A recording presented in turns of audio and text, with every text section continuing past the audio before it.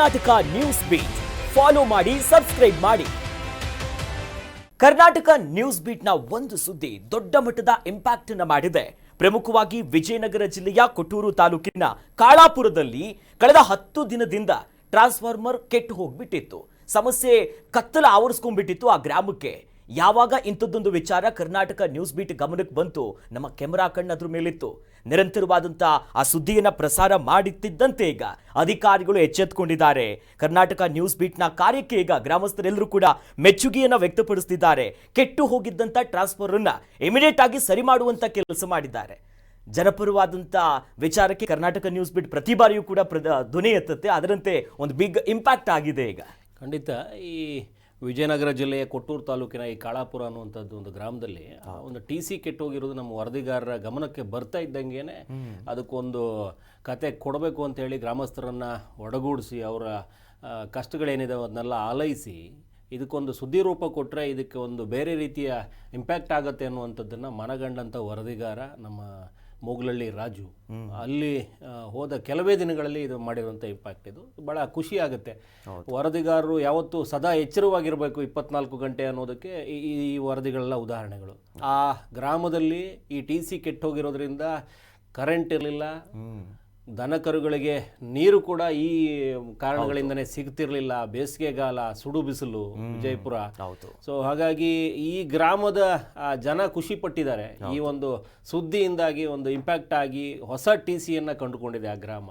So ಇದಕ್ಕಿಂತ ಮತ್ತೊಂದು ಸುದ್ದಿ ಇಲ್ಲ. ನ್ಯಾಯ ನಮ್ಮೊಂದಿಗೆ, ನಾವು ನಿಮ್ಮೊಂದಿಗೆ ಅನ್ನುವಂಥದ್ದನ್ನ ನಾವು ಒಂದು ಟ್ಯಾಗ್ಲೈನ್ ಹಾಕೊಂಡು ಬಂದಿದ್ದಕ್ಕೂ ಸಾರ್ಥಕ ಅಂತ ಅನ್ಸುತ್ತೆ. ಒಂದೊಂದು ಸುದ್ದಿಯಿಂದನೂ ಒಂದು ನ್ಯಾಯಸಮ್ಮತವಾಗಿ ಏನು ಮಾಡ್ಬೋದು ಅದನ್ನು ಮಾಡ್ತಾ ನಮ್ಮ ವಾಹಿನಿ ಸಾಗ್ತಾ ಇರೋದು ನೋಡಿದ್ರೆ ಭಾಳ ಖುಷಿಯಾಗುತ್ತೆ. ಮುಂಚೂಣಿಯಲ್ಲಿ ನಾವು ನಿಂತಿದ್ದಕ್ಕೂ ಏನೋ ಒಂದು ಹೋರಾಟಕ್ಕೆ ಫಲ ಸಿಗ್ತಾ ಇರುವಂಥದ್ದು. ವರದಿಗಾರರಿಗೆ ಬೇಕಾಗಿರೋದು ಇದೇನೆ. ತಾನು ಮಾಡಿರೋ ಸುದ್ದಿಗೆ ಒಂದು ಪ್ರತಿಫಲ ಸಿಗುತ್ತೆ, ಫಲಶ್ರುತಿ ಆಗುತ್ತೆ ಅಂತಂದ್ರೆ ಅದಕ್ಕಿಂತ ಇನ್ನೊಂದು ಖುಷಿ ಮತ್ತೊಂದು ಇರ್ಲಿಕ್ಕಿಲ್ಲ ಅಂತ. ಎಸ್, ಇದ್ರ ಬಗ್ಗೆ ಮಾತನಾಡೋದಕ್ಕೆ ನಮ್ಮ ವಿಜಯನಗರದ ಪ್ರತಿನಿಧಿ ರಾಜು ಎಂ ದೂರವಾಣಿ ಸಂಪರ್ಕದಲ್ಲಿ ನಮ್ಮ ಜೊತೆ ಜಾಯ್ನ್ ಆಗ್ತಿದ್ದಾರೆ. ರಾಜು, ಪ್ರಮುಖವಾಗಿ ಅಲ್ಲಿನ ಇಡೀ ಗ್ರಾಮಕ್ಕೆ ಒಂದ್ ರೀತಿ ಕತ್ತಲ ಆವರಿಸ್ದಂಗಿತ್ತು. ಕುಡಿಯೋದಕ್ಕೆ ನೀರಿಲ್ಲ, ಮೂಲಭೂತ ಸೌಕರ್ಯಗಳೇ ಇಲ್ದಂತ ಆಗ್ಬಿಟ್ಟಿತ್ತು. ಪ್ರಮುಖವಾಗಿ ಅಧಿಕಾರಿಗಳು ಈಗ ಏನು ಹೇಳ್ತಿದ್ದಾರೆ, ಈ ಇಂಪ್ಯಾಕ್ಟಿನ ನಂತರ ಗ್ರಾಮಸ್ಥರ ಮಾತುಗಳು ಏನಿದೆ ಅಂತ? ವಿಜಯನಗರ ಜಿಲ್ಲೆಯ ಕೂಡ್ಲಿಗಿ ತಾಲೂಕಿನ ಕಾಳಾಪುರ ಗ್ರಾಮವೊಂದರಲ್ಲಿ ಈ TC ಕೆಟ್ಟು ಸುಮಾರು 10 ದಿನ ಆಗಿತ್ತು. ಈ ಕಾಳಾಪುರ ಗ್ರಾಮ ಉಜಿನಿ KB ವ್ಯಾಪ್ತಿಗೆ ಒಳಪಡುತ್ತೆ. ಹೀಗಾಗಿ ಅಲ್ಲಿನ ಗ್ರಾಮಸ್ಥರು ಉಜಿನಿ ಇರ್ತಕ್ಕಂತ ಶರಣಪ್ಪ ಅವರನ್ನ ಸಂಪರ್ಕ ಮಾಡಿದ್ರು. ಅಲ್ಲದೆ ಸಾಕಷ್ಟು ಬಾರಿ ಫೋನ್ ಕಾಲ್ ಮಾಡಿ ಅವರಿಗೆ ಮನವಿಯನ್ನ ಮಾಡಿದ್ರು.